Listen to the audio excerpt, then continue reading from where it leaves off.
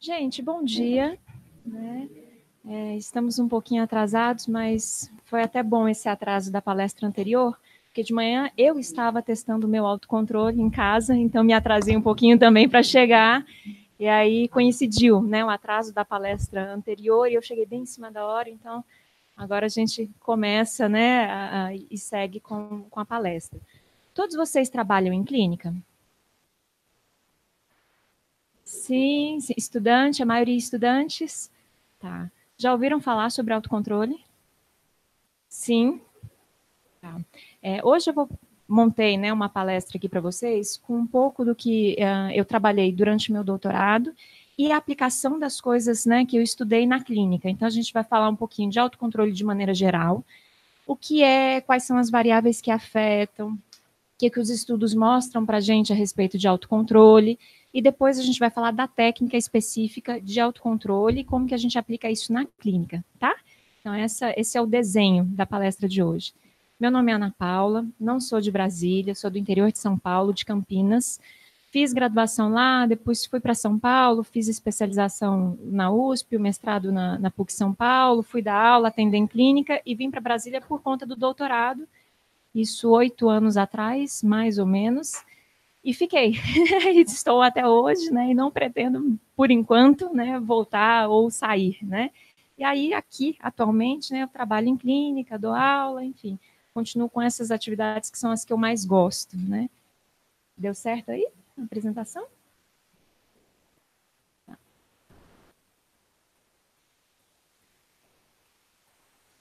E a maioria de vocês, então, é estudante, estão no começo do curso, no final do curso, como é que tá?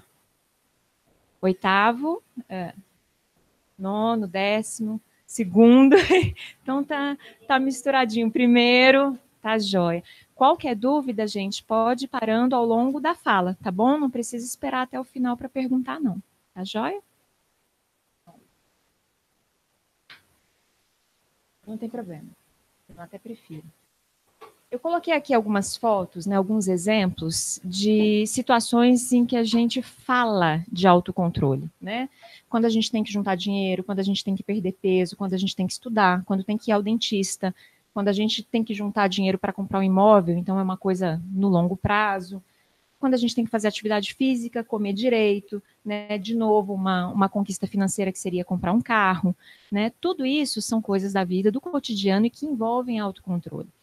Isso para vocês faz sentido? Todos esses exemplos aqui, todos conseguem entender por que envolve autocontrole? Sim. Estou perguntando porque o uso que a gente faz da palavra autocontrole, da palavra impulsividade, o uso cotidiano e as definições que a gente vê nos dicionários não é o mesmo uso, não tem o mesmo sentido que a gente tem quando a gente fala na psicologia, quando a gente fala na análise do comportamento. O sentido técnico de autocontrole é diferente do sentido cotidiano. Se a gente olhar no dicionário, né, a gente vai ver lá que autocontrole é a capacidade de controlar emoções, paixões, desejos e impulsos, especialmente em situações difíceis de fazê-lo. Então, quando a gente consegue, no meu caso hoje de manhã, né, meu gatinho, eu adotei um gatinho que eu achei na rua, outro, que eu já tinha dois, e o danadinho fez xixi na minha cama, né? E quem tem gato sabe que xixi de gato é de, nossa, ardeu o olho, aquele cheiro. E aí, nessa hora, dá vontade de torcer o pescocinho do bichinho, né? Mas você não torce, você exercita o autocontrole, né? Pensa, fala, filhotinho, não vou trocar a roupa de cama de novo, porque ele já tinha feito isso antes, né? Então, no cotidiano, a gente fala, que a gente chama isso de autocontrole, que a gente está falando de segurar impulsos, né? Segurar vontades e não fazê-lo. A gente vai ver que no sentido técnico é diferente um pouquinho. No dicionário também, a gente encontra, né, que autocontrole é a capacidade de gerir eficientemente o futuro e capacidade de lidar com as adversidades. Por que gerir o futuro? Porque tudo aquilo ali que eu coloquei nas fotos, né, quando a gente fala em juntar dinheiro, em fazer dieta, a gente está pensando no futuro. Porque se a gente for imaginar as consequências imediatas de fazer essas coisas, elas não são prazerosas, elas não são reforçadoras. Apenas as consequências no longo prazo desses comportamentos é que são reforçadoras, ou são prazerosas, ou são vantajosas. Né? Deixar de comer o bolo de chocolate agora e comer o alface, não é prazeroso, não é reforçador para a maioria das pessoas, né? Então, e aí qual que é a consequência reforçadora?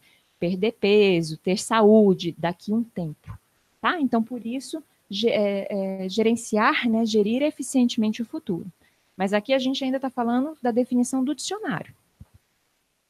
No dicionário, impulsividade é definido como agir irrefletidamente, se excitar ou se enfurecer facilmente, aquilo que dá ou produz impulsão, força impulsiva. Está ligado muito à perda de controle. Fiz sem pensar, né, fui por impulso, né, é isso que a gente fala no dia a dia de impulsividade. Se você está numa reunião de trabalho e dá uma resposta atravessada para um colega, para um chefe, ou chora, facilmente algum colega vai dizer, olha, você é muito impulsivo, não pode fazer isso, né? Você tem que se controlar mais. E aí a gente tem, né, que as origens dessas palavras remetem mesmo a essas definições do dicionário.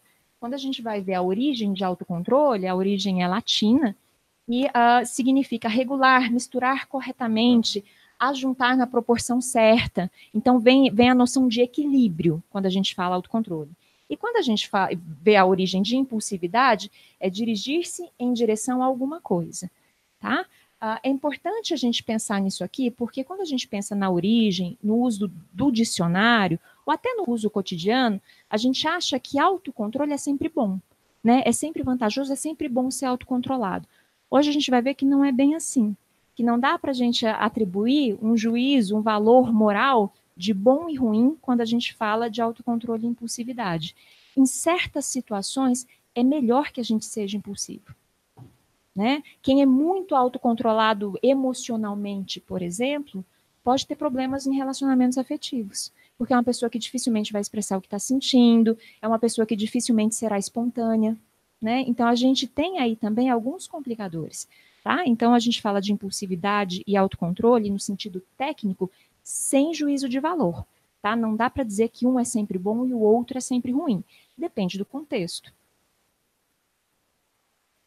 No cotidiano, a gente usa, né, impulsividade mais ou menos de maneira semelhante ao que a gente usa, né, no dicionário, que é fazer coisas repentinamente, sem planejar, sem considerar os possíveis efeitos de tal ação. Quando você xinga alguém no trânsito, né, você não está pensando que a pessoa pode ser um maluco, que tem uma arma, não. Né, você xinga, você não está avaliando isso. Então, no cotidiano, é bem semelhante ao que a gente vê no dicionário. E autocontrole, também no cotidiano, a gente usa quando indivíduos se comportam de maneira adequada, controlada, e parece ser difícil fazê-lo assim. De novo, no cotidiano a gente usa para falar de maneira adequada, maneira correta, maneira boa. No sentido técnico, não. Na análise do comportamento, primeira diferença, né, do uso desses termos no cotidiano para o uso técnico. Autocontrole e impulsividade qualificam comportamento e não organismos. Tecnicamente, é errado a gente falar o fulano é autocontrolado ou o fulano é impulsivo. Por que que é errado? Porque não são características generalizadas. Eu posso ser muito autocontrolada com dinheiro e ser completamente impulsiva com comida. Tá? Então, a gente não qualifica indivíduo, a gente qualifica comportamento. A gente fala, olha, esses comportamentos, nesse contexto, foram impulsivos ou foram autocontrolados. Né? Mais especificamente, a gente vai ver ao longo da aula que a gente está falando aqui de comportamento de escolha. A gente fala, essas escolhas foram impulsivas e essas escolhas foram autocontroladas. Autocontrole, a gente diz tecnicamente que são escolhas por consequências atrasadas de maior magnitude. E impulsividade são escolhas por consequências imediatas de menor magnitude. O que isso significa? Quando eu faço escolhas autocontroladas, eu estou pensando em qual é o maior reforçador entre as alternativas que eu tenho, né? Então, se eu imaginar, o que vocês considerariam uma consequência de maior magnitude? O prazer do chocolate na boca agora, ou eu perder 5 quilos daqui 3 meses? Perder 5 quilos, teoricamente, é uma consequência de maior magnitude, correto? Então, a escolha autocontrolada seria eu escolher perder 5 quilos daqui a um tempo, ou ter saúde daqui a algum tempo. Né? Então, é uma escolha por uma consequência, por um reforçador de maior magnitude, porque isso a gente poderia considerar que tem maior magnitude do que o prazer do chocolate na boca, né, que ele é rápido, ele é imediato, ele é menor e de maior magnitude e atrasado no tempo. Infelizmente, eu não deixo de comer o chocolate hoje e emagreço amanhã. Né? E por isso é tão difícil, inclusive, a gente conseguir se manter nas escolhas autocontroladas, porque a consequência, ela demora a chegar. Né? Então, eu me comporto hoje para ver essa consequência daqui um tempão lá na frente. E muitas das vezes, né, a gente não só tem que emitir um comportamento, a gente tem que emitir vários. Não adianta eu deixar de comer o chocolate só hoje. Eu tenho que deixar hoje, tenho que deixar amanhã, depois de amanhã, né? E vou ver essa consequência só lá distante no tempo. Tá? Ok para vocês? O que eu estou falando de magnitude maior de reforço e atrasada no tempo? Tá. Então, a escolha autocontrolada é sempre isso. Então, eu deixo de comprar uma bolsa hoje para juntar dinheiro para comprar um apartamento no futuro, tá?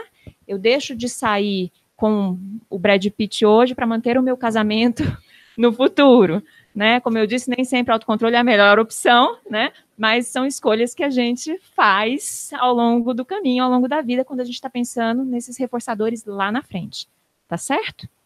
Impulsividade é a escolha contrária a isso. É quando eu escolho os reforçadores que estão pertinho da minha resposta, eles são disponibilizados imediatamente, mas eles têm magnitude menor. Né? Uma bolsa tem magnitude menor do que um apartamento. Né? Só que a bolsa eu compro agora. Eu levo ela para minha casa agora. Uso ela agora. É imediato. Né? O apartamento não, é lá no futuro. Sabor do alimento é a mesma coisa. É agora. Né? A dieta, a saúde, perder peso, é lá no futuro. Então, escolhas impulsivas e escolhas autocontroladas, ok? O Skinner, ele chama autocontrole, né? Ele dá esse nome para situações em que o indivíduo controla o próprio comportamento dele.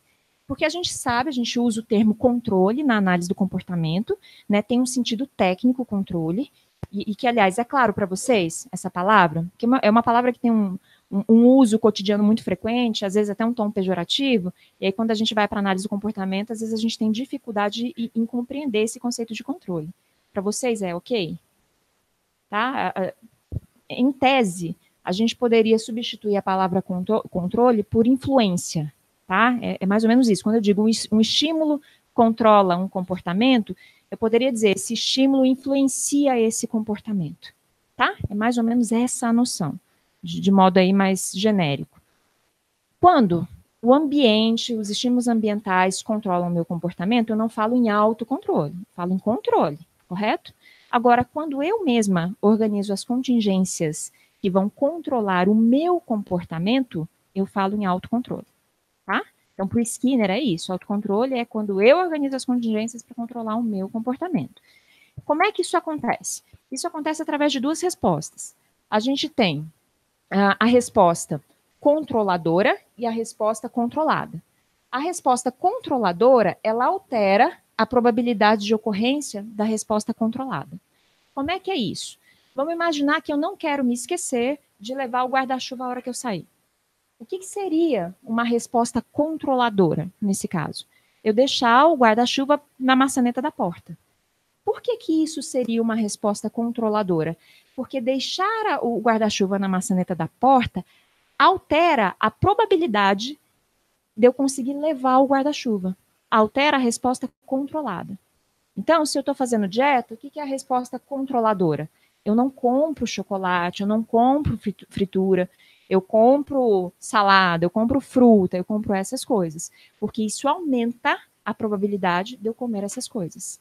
Tá? Então, a resposta controladora é aquela que altera a resposta controlada. Se eu quero parar de fumar, o que eu posso fazer? O que seria uma resposta controladora? Não comprar o cigarro. Né? Ela altera a probabilidade de eu fumar. Porque se eu quiser fumar, eu vou ter que fazer o quê? Vou ter que sair de casa, ir até um lugar, comprar o cigarro. Né? Então, nesse caso, o que a gente está fazendo? A gente está aumentando bastante o custo da resposta. Né? Tornando essa resposta mais difícil de ser emitida. Se cada cigarro que eu for fumar, eu tiver que sair de casa, ir atrás e lá comprar, né? Às vezes eu desisto em função do custo. Por isso que muita gente, quando vai fazer dieta, começa a comer em pratinho pequeno. Porque se você quiser repetir, você vai ter que levantar e se servir de novo. Né? Então, a dica é, se você quer comer biscoito, bolacha, não leva o pacote para o sofá, pegue uma. Se você quiser outra, você vai ter que se levantar, vai ter que ir até lá. Às vezes a gente desiste na preguiça, né? Porque o custo fica mais alto, tá? Então, o Skinner define dessa maneira. A resposta controlada é aquela que altera a probabilidade da resposta, a resposta controladora altera a probabilidade da resposta controlada acontecer. Essa situação aqui é importante, né, via de regra, quando a gente tem respostas que produzem conflitos, respostas que produzem reforçadores e punições ao mesmo tempo, né, respostas que produzem reforço positivo e negativo ao mesmo tempo. Por exemplo, sei lá, uma criança que está na sala de aula que faz gracinha, ela pode receber punição da professora e reforço dos coleguinhas. Então, é uma resposta que produz conflito. E aí, né? O que vai ser mais poderoso aí? O que tiver maior magnitude, ou o que eu tiver mais privada, né, sei lá, no caso de reforçadores. Então, essas coisas vão influenciar. Quando eu tenho essas situações, as respostas de autocontrole, elas são especialmente importantes, né? O exemplo que eu dei, sair com o Thor ou ficar com o marido, né? Nesse caso, a gente tem uma situação de conflito, né, claramente, e aí você conseguir, não, então, né, vou apagar o telefone do Thor do meu celular, né, não vou bloqueá-lo, né, aí a resposta controladora para diminuir a chance de eu sair com o Thor. Entenderam? Então, quando eu tenho aí essa situação de conflito, o autocontrole, ele nos ajuda, né, a gerenciar a situação.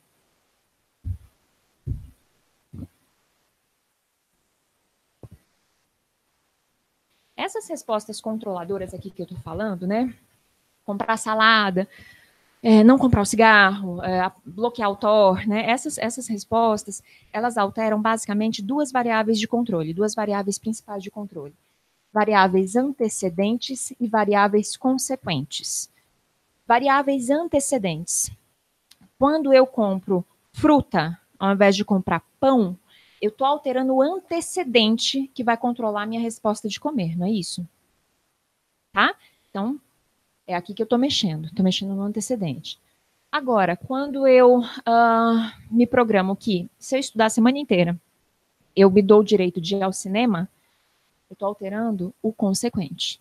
Tá? E nos dois casos, eu estou falando de uma resposta controladora, para tentar alterar a resposta controlada. Tá? No primeiro caso, a resposta de se alimentar, e no segundo, a de estudar. Então, eu posso alterar a probabilidade da resposta que eu desejo, alterando essas duas variáveis aqui, com a minha resposta controladora. Ok?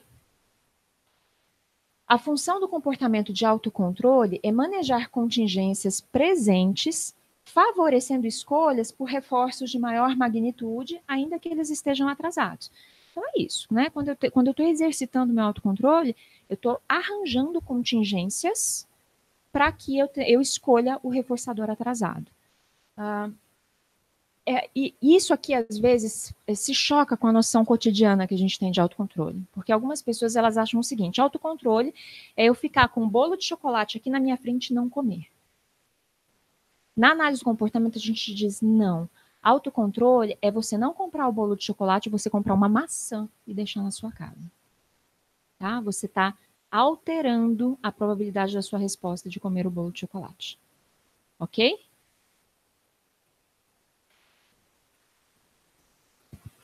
Quando o autocontrole é ineficiente, quando as pessoas não são boas em arranjar as contingências para controlar os comportamentos que elas desejam, a gente, em geral, tem alguns problemas aí. A gente tem abuso de droga, a gente tem transtornos alimentares, problemas financeiros, problemas de relacionamento, enfim, e mais uma infinidade aí de problemas. Então, é um comportamento, um modo de arranjo, né, das escolhas que a gente faz na vida que influencia uma porção de setores, né, uma porção de contextos. Então, quando a gente tem alguma deficiência em fazer isso, a chance da gente desenvolver algum problema que incomoda, que traz consequências ruins, né, e vai por aí, é bastante grande, tá? Escolhas impulsivas estão sob controle da variável atraso, né? Quando eu escolho comer agora o chocolate, né, basicamente, eu estou sinalizando que esperar para mim é difícil. Tá? Então, a variável que está controlando principalmente o meu comportamento é o atraso. Eu estou escolhendo o menor atraso. Porque se eu estivesse escolhendo, se a variável que estivesse afetando a minha escolha fosse o reforço, eu escolheria autocontrole. Porque o reforço do autocontrole é maior. Tá? Então, se eu estou escolhendo impulsividade, a principal variável aqui é o atraso que está contando. O primeiro projeto meu de doutorado, depois eu mudei no meio do caminho, mas ele tentava investigar uma relação entre discriminação temporal e impulsividade, né? Como é que é isso? A gente está dizendo aqui que as pessoas que fazem escolhas impulsivas estão sob controle do atraso. Então, a gente está falando de tempo, correto? A área da análise do comportamento que investiga tempo é a área que a gente chama de discriminação temporal. Ela estuda como é a nossa percepção de tempo. E a gente sabe que a gente não percebe o tempo de maneira correta. Tá? Tem vários estudos mostrando isso. Ou a gente superestima o tempo, ou a gente subestima o tempo. No dia a dia a gente vê isso, né? A gente acha que vai dar tempo de tomar banho, comer, levar a criança na escola, voltar, passar na padaria, não sei o que, chegar no trabalho 8 da manhã. Óbvio que não vai dar. Mas a gente faz esses planejamentos, né? Ou tem gente, né, que tem a manhã inteira, não, eu tenho médico lá, não, tenho terapia, né? Tenho terapia 8 da manhã, não posso marcar mais nada ao longo da manhã inteira. Então, tem gente que superestima o tempo e tem gente que subestima o tempo. E a gente sabe que tem uma relação aí, né, alguns estudos mostram, entre discriminação temporal e escolhas impulsivas, né? Então, a ideia seria a seguinte, é como se, eu vou falar aqui, pessoas impulsivas, mas vocês já sabem que é errado, tá? É só para ficar mais claro, mas vocês já sabem que não pode falar isso. Eu vou pedir aqui uma licença poética e vou usar a expressão. A gente sabe que pessoas impulsivas, né, é como se elas percebessem a passagem do tempo de maneira mais distorcida do que pessoas que fazem, na maioria das vezes, escolhas autocontroladas, tá? Então, a ideia é a seguinte, é como se, olha, eu percebo o tempo, né, como se ele demorasse muito a passar. Né? Sabe criança pequenininha, que você fala assim, não, meu filho, seu aniversário é só mês que vem. Nossa, mês que vem, parece que está falando de 10 anos para frente. Né? É muito tempo. Né? Então, a ideia é um pouco essa. E aí, o meu projeto inicial, né, o que eu estava querendo investigar? E se eu corrigir a percepção de tempo dessa pessoa, ela deixa de fazer escolhas impulsivas? E se ela começar a perceber o tempo mais corretamente, né? Será que ela começa a fazer escolhas mais autocontroladas, né? E não sei dizer, né, essa resposta ainda, porque o projeto não foi terminado, teve que ser alterado. Depois ele até foi feito por uma aluna de mestrado com ratos, e aí teve algum resultado nesse sentido, né? Mas por que eu estou dizendo isso? Porque quando a gente fala, às vezes, de autocontrole, a gente está falando de outras habilidades também que estão envolvidas ali. Por exemplo, a nossa experiência com o esperar, a nossa experiência, a nossa discriminação temporal. Né? Quanto mais difícil é esperar, quanto mais longo é o tempo que eu percebo, né, mais difícil será eu fazer uma escolha autocontrolada. Tá? Então, isso é uma coisa importante aí pra gente. Pode treinar. A gente vai ver aqui que isso é uma das coisas que afeta, né, o quanto a gente faz escolhas impulsivas ou autocontroladas em função da história de vida. Se eu tive mais treino, mais experiências reforçadoras por esperar, vai ser mais fácil fazer escolhas autocontroladas do que se eu não tive. Sabe, criança que ganha tudo na hora? Né? Essas crianças, elas têm uma chance muito grande de, ao longo da vida, terem dificuldades de fazerem escolhas autocontroladas. Elas não aprenderam a esperar. Né? Então, tem um pouco essa noção aí, a gente vai falar mais disso. Então, a gente está aqui falando do sentido técnico, né, de autocontrole. No laboratório, né, como é que isso é estudado? Como é que a gente faz essas investigações sobre autocontrole? O primeiro desenho experimental mais robusto, né, que dá para fazer com animais, com ratos, pombos, etc. e tal, foi feito em 1970 pelo Hackley, e ele apresentava lá duas alternativas. Deixa eu ver se eu tenho um desenho aqui que vai ficar mais fácil. Depois eu volto.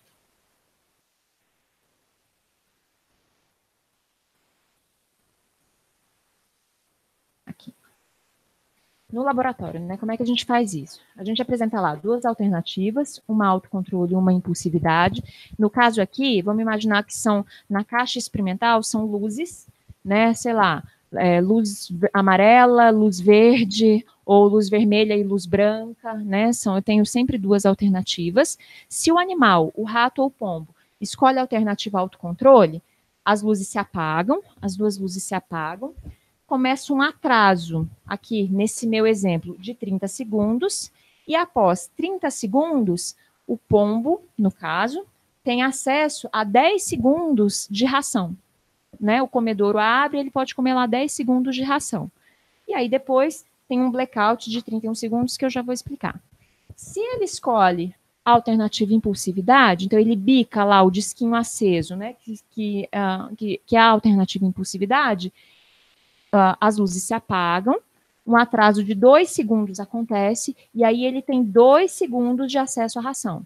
E aí, de novo, eu tenho um blackout, mas aqui de 67 segundos, né? Então, aqui, ó, eu tenho 10 segundos de acesso à ração, e aqui eu tenho 2 segundos. Então, aqui, reforçador maior, mais atrasado, reforçador menor, mais imediato, ok? Por que o blackout aqui? De 31 segundos nesse lado e 67 segundos nesse lado. Porque vamos imaginar que após o acesso à ração, começasse novamente a alternativa. O que ia acontecer aqui desse lado? A cada 4 segundos, o pombo podia comer de novo, né? E aqui não, aqui ele ia comer de novo a cada 40 segundos. Então, aqui no final das contas, ele ganharia muito mais reforço do que aqui. Aí eu já não sei mais por que ele está escolhendo esse lado, né? Porque eu tenho variáveis que se misturam. Além de ser mais imediato, o reforço é de maior magnitude. Então, eu preciso aqui de um blackout para igualar as alternativas e uma nova tentativa começar, tá? Isso aqui, né, a gente chama de elo inicial, quando a gente apresenta as duas luzes acesas para o animal escolher, e o resto que se segue a gente chama de elo terminal.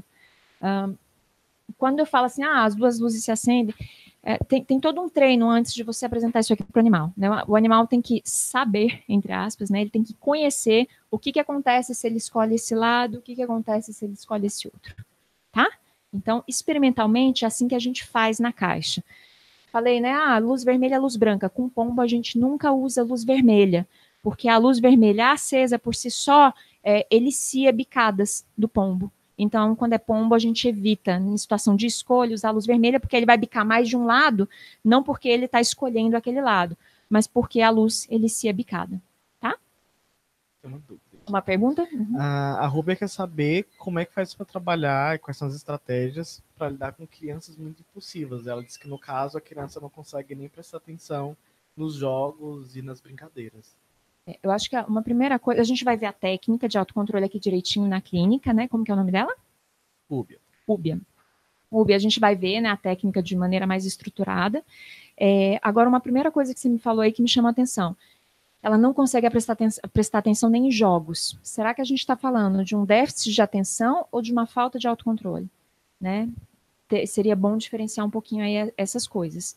Né? Quer dizer, como é que essa criança se comporta em outros contextos? Talvez você precise de mais informação para fazer um diagnóstico diferencial aí, tá? Porque se for um déficit de atenção, você pode morrer de aplicar a técnica de autocontrole. Não vai funcionar, tá? Porque são outros repertórios aí que faltam. Isso ainda a gente está falando aqui de um déficit de atenção, ainda que num organismo intacto, né? Se for só um problema de controle de estímulos. Se for uma questão de usar Ritalina, se a gente estiver falando de um organismo não intacto, aí o buraco ainda é mais embaixo, né? Que aí precisa de Ritalina e treino, tá? Então, é importante diferenciar essas coisas aí. Certo?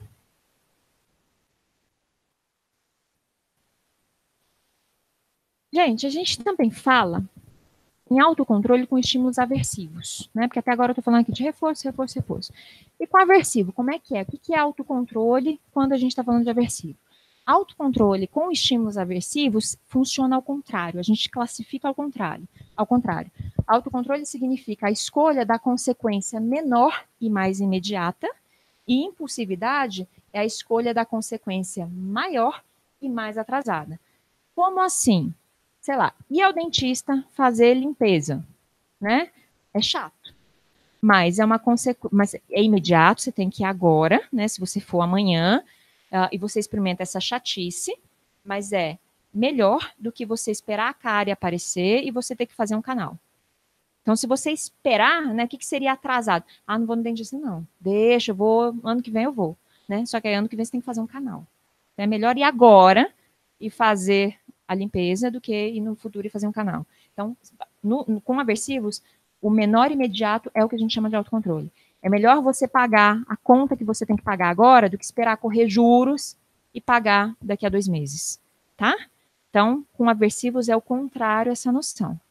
Ok para todo mundo?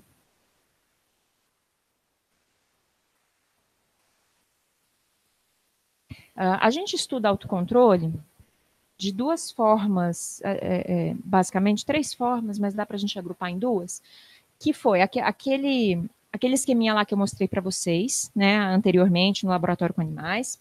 A gente tem uma outra forma, que é o atraso da gratificação, e uma terceira, mais ou menos aí, que dá para ser agrupada com a anterior que eu mostrei aqui o esqueminha para vocês, que é o desconto do atraso. Esse primeiro, né, o atraso da gratificação, é aquele típico do teste do marshmallow. Vocês já viram esse teste? Sim, né? Eu até tenho o link aqui num dos slides, mas se vocês viram, então eu não vou nem colocar, porque a gente está com o tempo apertado em função do atraso, senão a gente vai entrar também no tempo da outra palestra, né? Mas alguém não conhece o teste do marshmallow? Não? Basicamente é o seguinte, o experimentador coloca a criança numa sala, coloca um marshmallow na frente dela, né? E fala assim, olha, eu vou sair da sala, tem essa campainha aqui, tem esse sininho aqui. Se você esperar eu voltar sem tocar o sininho, a hora que eu chegar, eu te dou outro marshmallow. Sem comer esse marshmallow e sem tocar o sininho. A hora que eu voltar, eu te dou outro marshmallow. Agora, se você tocar o sininho, eu volto e você não ganha nenhum marshmallow, né? Mas aí você pode comer esse que tá aí. E se você comer o marshmallow, você também não ganha outro. Ok? Então, se a criança tocar o sino, né, ou comer o marshmallow que está lá na frente dela, ela não ganha mais nada. Ela só ganha aquele marshmallow ali. Se a criança esperar sem tocar o sino e sem comer o marshmallow, ela vai ganhar outro. Então, ela fica com 2, né? E aí, no videozinho, o experimentador faz isso e é uma gracinha, gente. As crianças, né, se comportando nessa situação. Tem algumas que cheiram marshmallow, tem umas que lambem, tem umas que tiram assim um pedacinho, come vira, né? Que ninguém vai ver, né? O marshmallow. Tem umas que sofrem, sabe? Põe a mão na cabeça, olha pro marshmallow. É o máximo o videozinho. Assistam, se vocês puderem. Né? E aí vai mostrando bem claramente que algumas crianças conseguem esperar, né? E ganham 2, e outras não. Tem uma menininha, que ela começa, o experimentador está falando, ela já está comendo o marshmallow que está ali. Ela não esperou nem ele sair da sala, ela já está comendo. Tem uma outra que o experimentador sai, ela come e ainda pega o pratinho e sai da sala. Ainda... Então, é o máximo, é uma gracinha. Vale a pena assistir, tá? Se colocar lá no YouTube teste do marshmallow, vocês acharam com facilidade. Né? Essa, então, é uma das formas que a gente tem de estudar. A gente estuda dessa maneira, basicamente, com crianças. Com adulto não faz muito sentido, né? Porque para a gente esperar 10 minutos, 15 minutos, é ok, né? Assim, ninguém morre, né? De esperar 10 minutos, 15 minutos. Agora, quando a gente é criança, isso é muito difícil. Então, a gente, em geral, estuda com crianças. Essa maneira de estudar autocontrole, aqui tá os links, tá, gente, do teste do marshmallow. Essa maneira de estudar autocontrole, ela tem algumas fragilidades, né? Vocês conhecem a Larissa Portela, que ela dá aula aqui, né? A Larissa, enquanto eu estava fazendo doutorado, ela estava fazendo mestrado e ela também depois mudou de projeto no meio do caminho, mas a primeira parte dela no mestrado também foi estudando autocontrole. E ela estava fazendo uma pesquisa e eu fui ajudá-la a coletar os dados, e era com criança, e era esse teste do marshmallow aí, tinha umas variações, mas para encurtar a história, né? Quando ela saía da sala e deixava a criança lá na sala com doce na frente, eu estava escondida atrás de uma casinha de fantoche, porque antes a gente fazia com fantoche, eu era o fantoche, ficava lá, e aí ela saía, né, e eu ficava lá na casinha escondida. E eu percebi, quando eu consegui espiar, né, para ver a criança, eu percebi que algumas tocavam um sino de curiosidade. Não é porque elas queriam chamar a Larissa, mas o sino tá lá, é um negócio diferente, ela já sabia que fazia barulho, ela tá ali sem fazer nada. Então, algumas começavam a manipular o sino, tentando tomar cuidado para o sino não fazer barulho, mas fazia. E aí a Larissa voltava.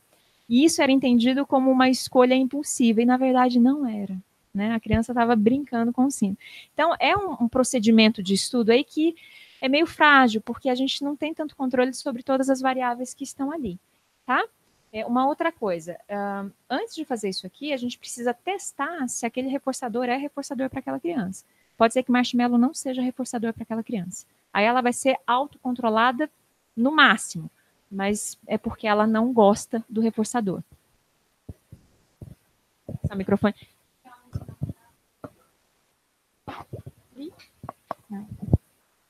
Licença, eu ia perguntar, mesmo por causa desse experimento, que você deu o exemplo de que o autocontrole não seria a pessoa que comprou o bolo e consegue não comer o bolo olhando para ela, seria aquela que não comprasse o bolo. E aí eu fiquei meio confusa, porque no experimento do marshmallow, seria a pessoa controlada, a criança controlada, seria aquela que vê o marshmallow e não come para esperar ganhar o outro. Então, que na verdade, quando a gente fala, esse exemplo que eu dei, eu estou falando da resposta controladora, lembra? Uma resposta que altera a probabilidade de eu comer. O que a gente vê no marshmallow, no teste do marshmallow, é que algumas crianças emitem a resposta controladora. Né? Então, como assim? Elas evitam olhar para o marshmallow. Tem outras que ficam olhando para o teto, ficam brincando com a mão, né? Porque não olhar diminui a chance de eu comer. Então, quando a gente tem esse poder, quando eu posso emitir a resposta controladora de não comprar, eu não compro. Resposta controladora. Agora, se eu vou na casa da minha avó e o bolo está lá, que resposta controladora eu vou emitir para não comer? Né? Então, eu vou comer, me entupir de fruta antes, não vou ficar na mesa na cozinha, ou fico na mesa, mas ponho o bolo lá do outro lado. Então, várias respostas controladoras são possíveis, tá? E é isso que tem que ficar claro, porque às vezes a gente acha que só essas que acontecem ali na iminência, né? O reforçador está aqui e eu emito e não como, né? Por exemplo, que é autocontrole. Não, o não comprar também é uma resposta controladora, ok? Mais dúvidas, gente? O que a gente sabe, né, em função desses estudos, com esse formato, né, com atraso da gratificação, que é o nome do teste do marshmallow, a gente sabe que a presença ou ausência do reforçador altera. Então, quando o reforçador está presente, diminui as escolhas por autocontrole e aumentam as escolhas impulsivas. A gente sabe que se eu estiver fazendo alguma coisa enquanto eu espero, enquanto eu não posso comer, né, eu consigo ficar mais autocontrolada. Então, se eu tenho atividades ali, né, no momento da espera, melhor é. Ter ou não experiências reforçadoras prévias em situações de espera também ajudam.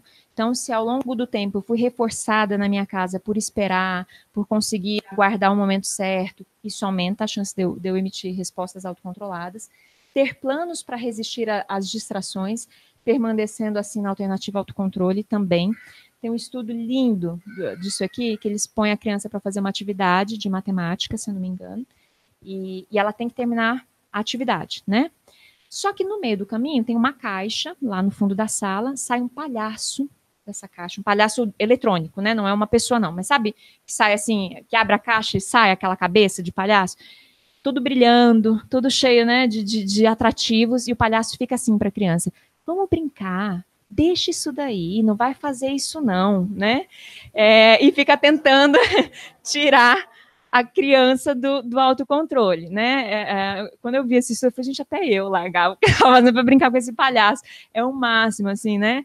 E aí é muito interessante que algumas crianças conseguem ficar na atividade, tem umas que ficam impacientes, xingam o palhaço, né? Eu tenho que terminar, para de me encher o saco, e ficam lá tentando ficar na atividade. Tem outras que deixam a atividade e vão brincar com o palhaço. E nesse estudo, o que eles observam? Que quando essas crianças aprendem algumas estratégias para resistir ao palhaço, elas também permanecem mais na alternativa autocontrole. E esses planos, né, são diversos, né, mas assim, o experimentador fala para algumas crianças, olha, o palhaço vai aparecer, quando ele aparecer, você começa a ler em voz alta a atividade que você está fazendo, né, enfim, ele dá lá algumas alternativas para a criança. Quanto mais alternativa a gente tem, né, mais a gente fica na escolha autocontrolada, tá? Então, ter esses planos, né, do que eu faço a hora que o Thor aparecer, ajuda muito, tá? livro lá, ele usa muito o contra-controle, né? Aí vai depender da pessoa. Que ela tem um ratinho, ele acaba de cabeça para baixo. E eu acho que vai depender da situação de cada pessoa também. Isso, para o choque, exatamente. Casos, né, do contra-controle, a gente está falando de um controle ambiental, né, do qual eu estou querendo me livrar, né? No caso do autocontrole, é diferente, porque eu mesma estou controlando o meu comportamento, porque é vantajoso para mim. Essa é a ideia, tá? Então é um pouquinho diferente. No caso do rato o choque virá. O controle é ambiental. Eu não posso encerrar o choque. Então o que eu posso fazer para diminuir, né, sei lá, o quanto eu fico exposta ao choque. Então eu, né, viro de costas porque o pelo ameniza, né, enfim, se o rato tiver a possibilidade de saltar, né, para um lugar onde não dá choque, ele salta. Então, se ele tiver respostas possíveis, ele emite. No caso do autocontrole, teoricamente, seria eu jogando contra eu mesma, né? Eu emito a resposta controladora, aí eu burlo a minha resposta controladora e fico na impulsividade, né? Seria um pouco isso, o semelhante, né? O contra-controle. Mas é desvantajoso para mim. Seria eu me boicotar. Gente, sabemos também que a idade é um fator importante para o autocontrole. Quanto mais velho a gente fica, mais autocontrolado a gente fica. Quanto mais jovenzinho, mais impulsivo. E o sexo, mulheres são mais impulsivas do que homens, né? Se é que dá para falar desse jeito, né? Já falei que é errado, mas mulheres fazem mais escolhas impulsivas do que homens, né? Então, sexo aí também é uma variável importante. Então, quando o namorado, marido reclamar que gastou muito dinheiro, fala, gente, não sinto muito, é a biologia, não tenho culpa, você não vai entender, né? E é uma boa explicação. Gente, em função do tempo, eu vou dar uma boa resumida aqui nessa outra metodologia e vou para a técnica, tá? A outra metodologia, que é o desconto do atraso, basicamente, ela faz investigações apresentando questionários, e os questionários, eles vêm pedindo para que os sujeitos façam escolhas. Sujeitos não, né? Participantes façam escolhas. Do tipo, olha, você quer R$100 agora, né? Ou 300 daqui a um mês? O que vocês escolhem? 300 daqui a um mês. Vocês querem R$150 agora ou 300 daqui a um mês? 300 daqui a um mês. Vocês querem R$180 agora ou 300 daqui a um mês? Mas que povo autocontrolado. Vocês querem R$250 agora ou 300 daqui a um mês? 250. Isso. É exatamente dessa forma que os questionários vão fazendo, tá? Eles vão colocando ali uma leva de escolhas entre um reforçador imediato e um atrasado, e ele vai investigando, a gente vai olhando ali, quando é que a pessoa muda de alternativa, porque até então vocês estavam no lado do autocontrole, correto? Aí, a hora que eu ofereci 250, vocês pularam para o lado impulsividade, né? Esse pulo, esse momento, é o que a gente chama de ponto de indiferença. É quase que, assim, é o ponto em que a consequência atrasada tem o valor subjetivo para vocês, né, daquela consequência imediata. É como se esses R$250 agora valessem mais ou menos a mesma coisa do que 300 daqui a um mês. Tá? Então, essa é um pouco a ideia desse tipo de investigação. E aí, quanto antes a pessoa muda, né, mais impulsividade a gente tem. Né? Então, com 180 já mudei, deixei os 300 e fiquei no 180. Isso é uma escolha mais impulsiva do que mudei só nos 250. Tá? Gente, tem dúvidas até aí? Não? Então vamos para a técnica, porque senão não vai dar tempo. Só uma coisa que é importante. O que a gente tem de principais achados usando essa metodologia, né, do desconto? A gente sabe que quando o reforçador é menor, a gente desconta mais. Só uma coisinha, por que chama de desconto do atraso? Porque a gente desconta o valor da consequência em função do atraso. R$300 daqui a um mês vale 250, quer dizer, vocês descontaram R$50 porque está atrasado um mês, tá? Por isso que é desconto do atraso. O que a gente sabe? Quantidades menores, né, são mais descontadas do que quantidades maiores. Então, se eu tivesse falado aqui, vocês querem R$10 agora ou 20 daqui a um mês? Putz, 10 agora. Agora, se eu falasse, vocês querem R$2.000 agora ou R$5.000 daqui a um mês? 5.000 daqui a um mês. Tá? Então, quantidades maiores a gente desconta menos, quantidades menores a gente desconta mais. Esse é um achado bem robusto na área. Outra coisa, a gente também desconta mais com atrasos menores, né? Esse tempo de um mês, né? Eu falei, vocês querem R$ 2.000 agora ou 5.000 daqui a um mês? Não, 5 daqui a um mês. Agora, se eu dissesse, vocês querem R$ 5.000 daqui a 10 anos, né? Ou, eu falei 5? R$ 5.000 daqui a 10 anos ou 10 daqui a 11 anos?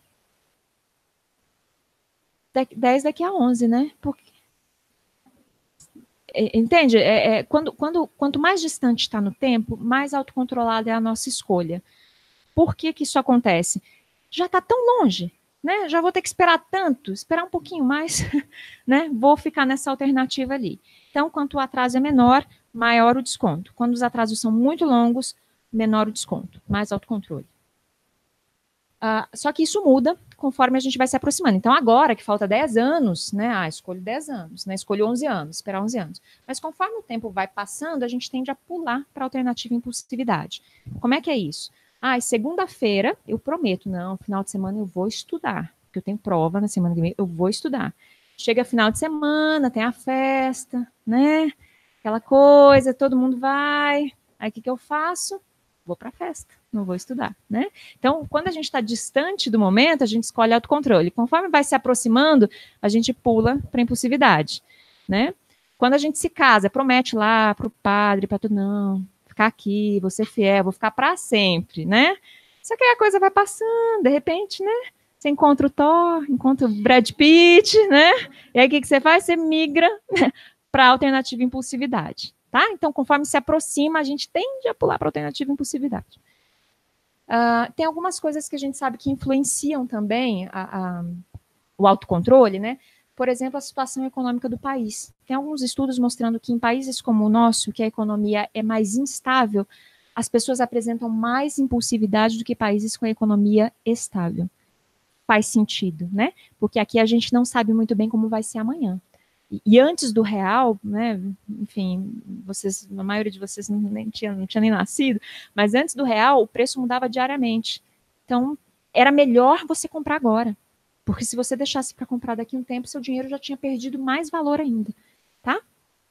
Uma outra coisa interessante, tem estudos com cigarro que mostram que ex-fumantes descontam como não fumantes, apresentam o mesmo nível de impulsividade como não fumantes. E aí o que a gente não sabe dizer é, será que eles aprenderam a ficar mais autocontrolados, né? E por isso deixaram de fumar e agora apresentam o mesmo nível de autocontrole do que não fumantes? Ou será que eles já eram mais autocontrolados, né? Já tinham essas habilidades antes e por isso conseguiram deixar de fumar? Né? A gente não sabe, mas é um dado interessante. Ex-fumante apresenta o mesmo nível de autocontrole do que não fumante. Outras coisas que a gente sabe, se a gente introduz aos pouquinhos o atraso, a gente consegue ficar mais autocontrolado do que ser abrupto. Né? Se eu vou aos pouquinhos aumentando o quanto eu tenho que esperar, é melhor do que se eu já de cara tenho que esperar um monte. Os outros animais, né, não humanos, eles são mais impulsivos do que a gente. Se a gente estabelece um compromisso, a gente tende a se tornar mais autocontrolado. Treino de correspondência, dizer fazer, também aumenta a autocontrole. E a gente sabe, como eu falei para vocês, né, discriminação temporal, controle temporal, quanto melhor é a minha discriminação temporal, maior é o meu autocontrole.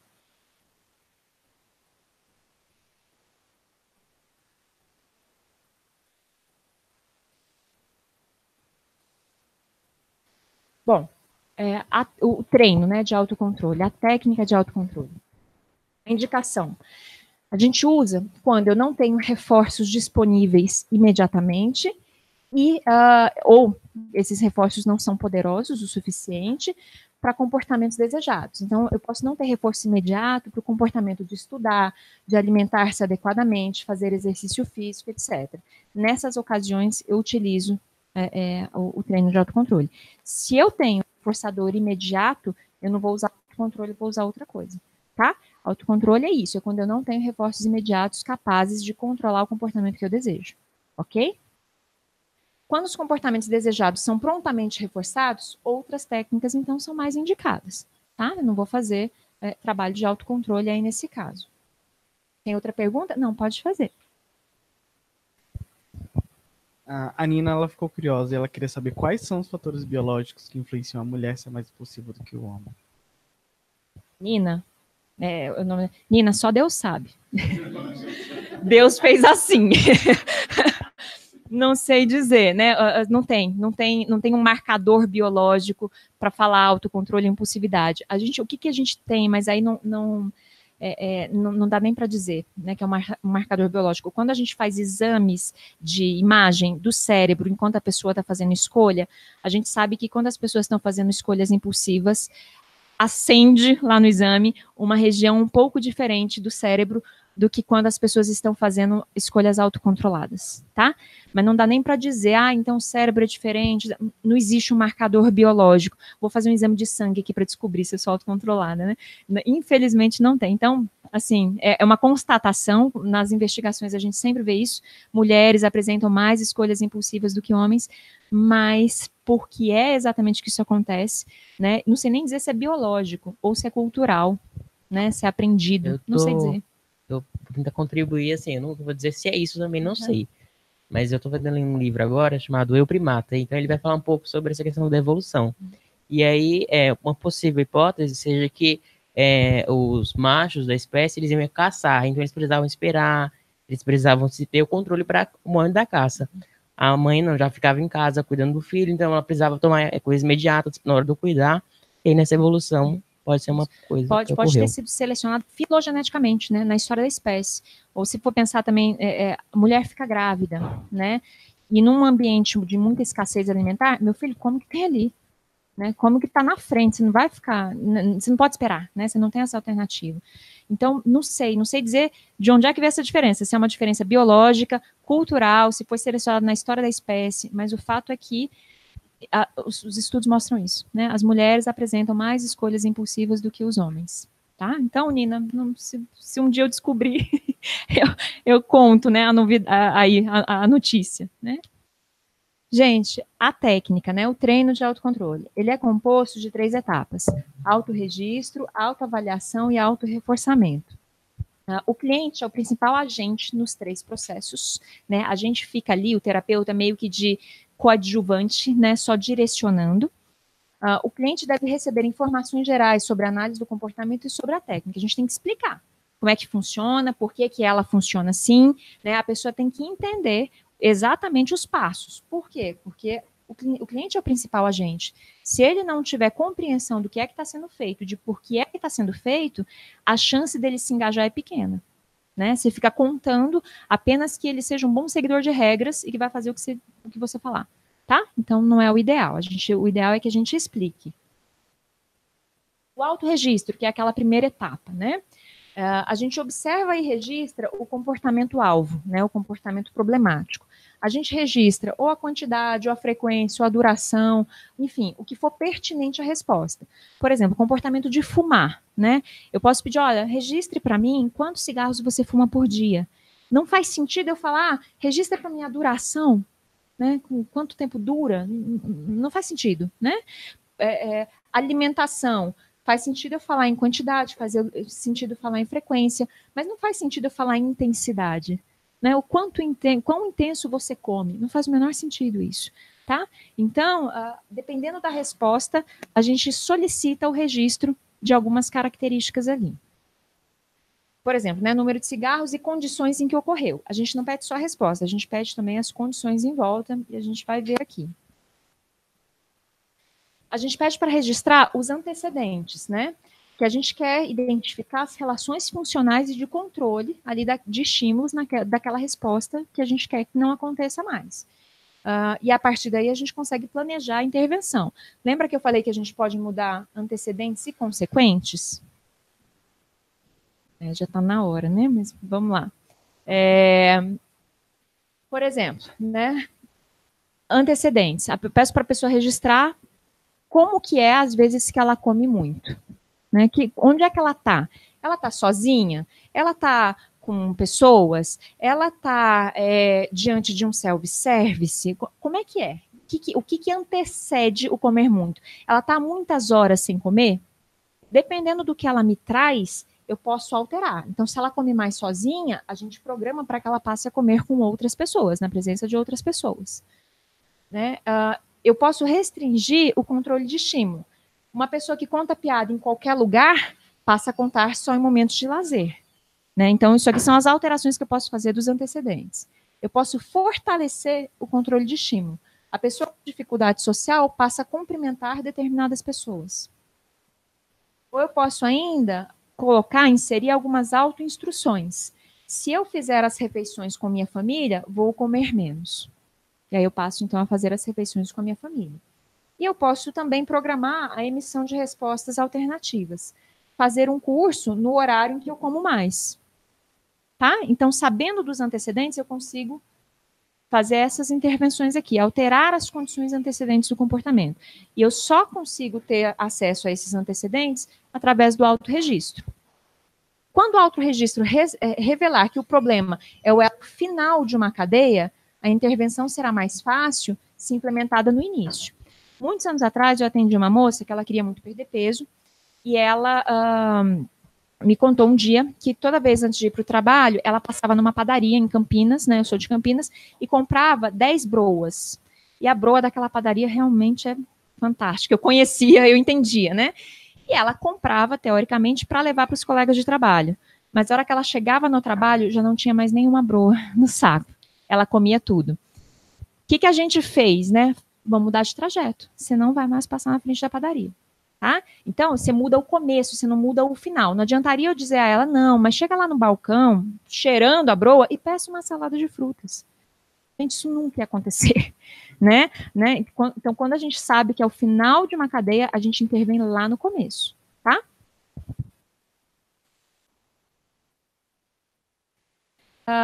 No autorregistro, a gente pede, então, para a pessoa registrar o que aconteceu antes do comportamento ser emitido, o comportamento, a frequência e o que aconteceu depois. Então, eu estava com a minha família no almoço, domingo, fomos todos à mesa, aí eu comi 2 vezes o prato, e aí depois minha mãe ficou falando que eu não me controlo, que é por isso que eu tô gorda, que eu não me cuido, que ainda vou morrer de tanto comer. Então, eu faço o registro de tudo o que circunda o comportamento, tá? E aí eu tenho que avaliar as consequências. Sugiro a vocês que façam isso com vocês mesmos. Anotem, por exemplo, dinheiro. Tudo que vocês gastarem ao longo de uma semana. Parou para comprar uma bala? Anotem. Vocês vão ver 2 coisas. Primeiro, o quanto é difícil fazer autorregistro. É um saco. Tá? Então, quando o paciente chegar, não fiz, né? Aí você vai pensar, não está comprometido com a terapia. Não, você vai entender. Não fez porque é um saco. Tá? Então, façam para sentir na pele como é, né? Para vocês entenderem. E vocês vão notar como a gente é pouco consciente dos nossos comportamentos, tá? Façam esse teste, é muito interessante, ou com comida ou com dinheiro, mas façam isso. Depois, a segunda etapa é a autoavaliação. Como é que é essa autoavaliação? Eu pego o comportamento como ele está hoje, o quanto eu como, e coloco lá como é que tinha que ser. Então, eu estou fumando 10 cigarros por dia, mas eu quero fumar 0. Então, eu faço esse comparativo. Eu estou comendo, sei lá, 1 quilo no almoço e eu quero comer 300 gramas. Né? Então, eu faço essa comparação. É onde eu estou e onde eu quero chegar. Essa autoavaliação, esse onde eu quero chegar, tem que ser realista, né? E o ideal é que seja comportamento e não produto de comportamento. Então, o ideal não é, eu quero ficar magra igual fulana. Né? Ficar magra é produto de comer adequadamente. Então, o ideal é que a meta, né, de comparação seja como eu vou comer, em que quantidade, em que frequência, tá? Coisas realistas. Não, quero ficar que nem a Gisele Bündchen. Minha filha nasce de novo. Não tem jeito, não há autocontrole nesse mundo que vai dar jeito nisso. Então, não dá, tá? Tem que ser uma coisa realista.